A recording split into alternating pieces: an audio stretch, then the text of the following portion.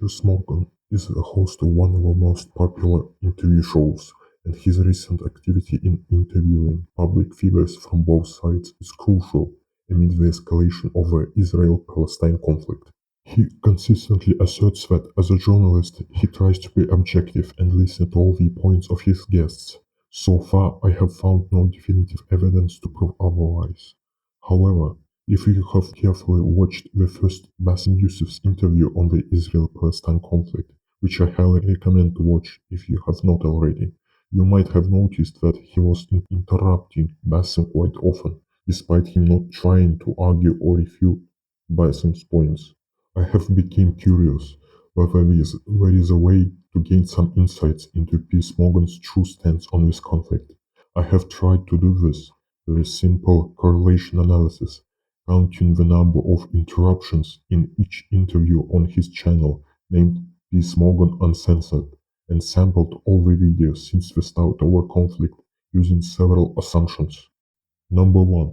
Sampled interviews should be in person, 1v1. Number 2. Sampled interviews should solely focus on the Hamas-Israel conflict.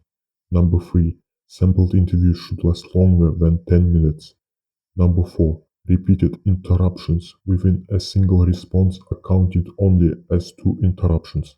And the last one.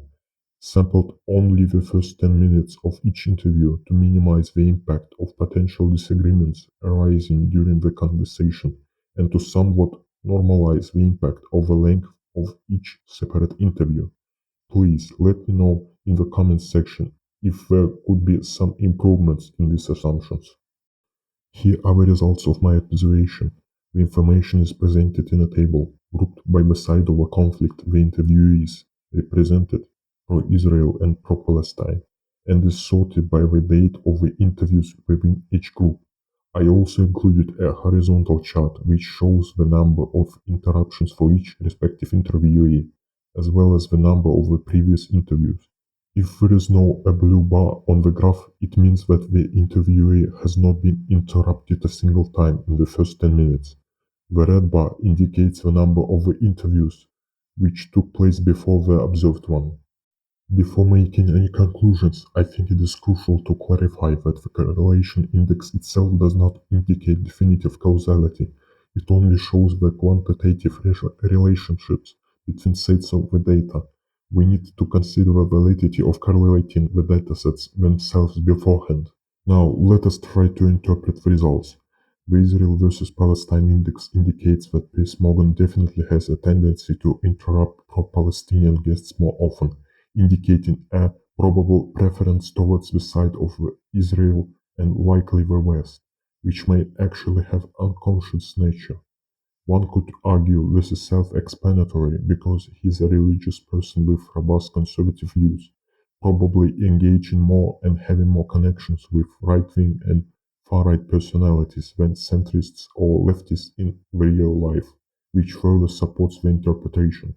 There is also a strong relationship between his disruptive behavior and the date of the interview, which could suggest a possible slight shift over time, with Piers Morgan showing increasing sympathy for the pro-Palestinian perspective as he interviews guests from that side. There could be different sorts of reasons for this. Exposure to the perspective of the opposite side, gaining more knowledge about the full context of the conflict, but it might also indicate the level of the respect Piers Morgan has towards his interviewees, which is especially probable when we consider that in his last 2 personal interviews with Bassem Youssef, round 2, and Izzeldin Abileish, there was only 1 interruption in the first 10 minutes of each of these interviews. In any case, the results hint at his personal bias as well as at a slight dynamic in Piers Morgan's approach over time.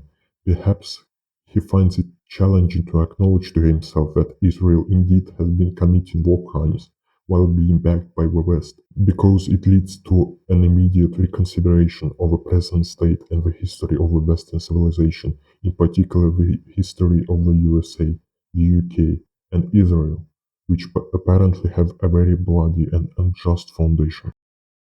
Thank you for watching this video. If you have found it to be interesting and informative, please consider leaving a like and subscribing to the channel. If you have any interesting thoughts, do not hesitate to leave a comment down below. Until next time. Hold on. Or say I didn't ask a question. Let me ask you a question. Do you condemn the killing of those children by the IDF? I tell you what I condemn.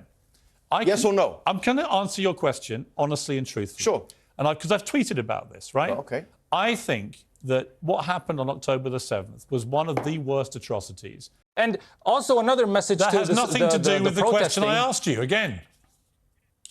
Nothing to do with it. You're not answering the question. Maybe you're not understanding the nuances of my communication. You know what? I've got to be honest with you. I don't really care about your subtle nuances or you thinking it's all entertaining. Because it's a multi-layered situation. It's not multi-layered. You are walking around near the Holocaust Museum in Los Angeles, a place I've attended